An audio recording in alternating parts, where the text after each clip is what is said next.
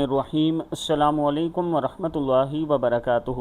نبی کریم صلی اللہ علیہ وآلہ وسلم نے فرمایا کہ جس شخص کو کوئی فکر، غم، بیماری، سخت حالات، ذلت یا روزی کی تنگی لاحق ہو اور وہ یہ کہے اللہ تعالیٰ اس سے ان پریشانیوں کو دور فرما دیتا ہے۔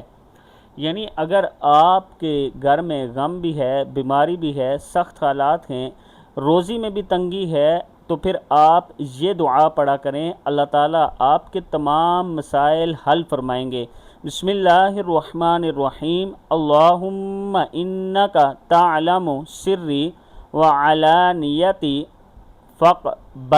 فاقبل معذرتی وتعلم حاجتی فاعطنی سؤلی وتعلم ما فی نفسی فاغفر لی ذنبی اللہم انی اسألک ایمانا یباشر قلبی و یقینا صادقا حتی اعلم انہ لا یصیبنی الا ما کتبت لی ورضا بما قسمت لی۔